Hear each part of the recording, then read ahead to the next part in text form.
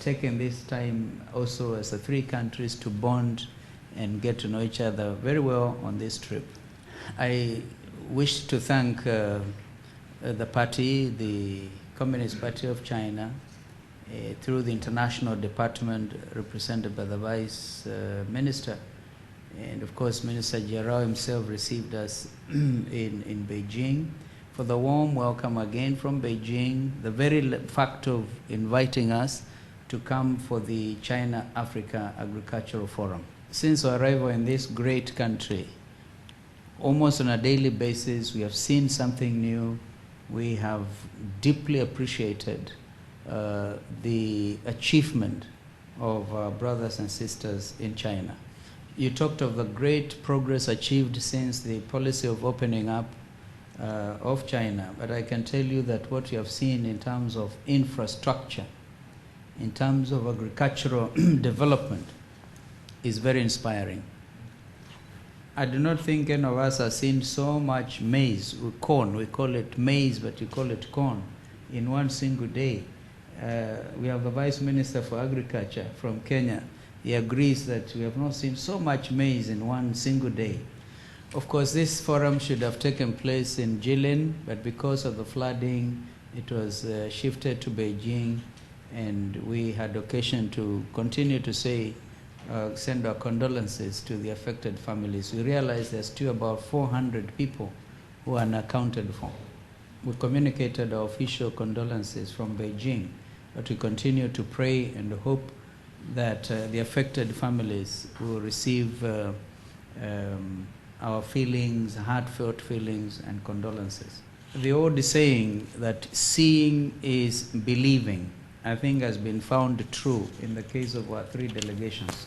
And tomorrow we will leave this great nation, but very enriched by the experience that we have had in terms of Africa-China agricultural development.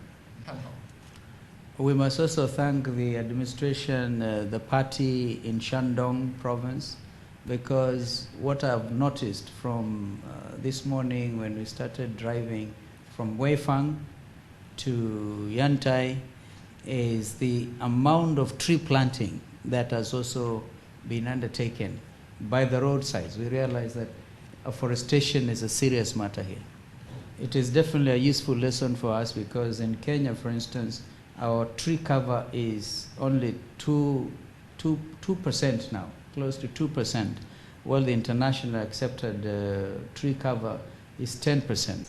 And we have also learned that we can actually grow more trees. So the whole thing has been seeing a lot of what we have seen is tremendous. And then this city itself is so beautiful.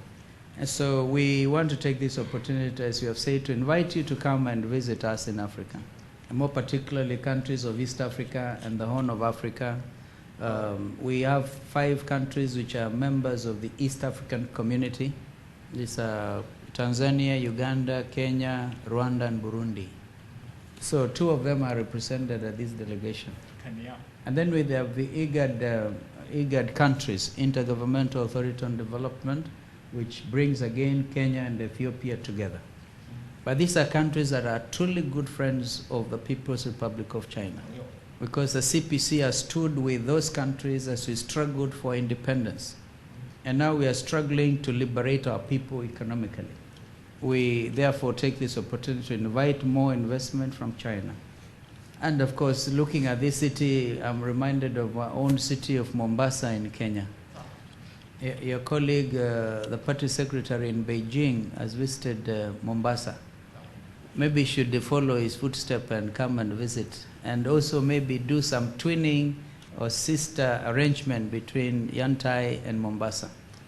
So I once again want to thank you, because this has been wonderful, a wonderful visit for us.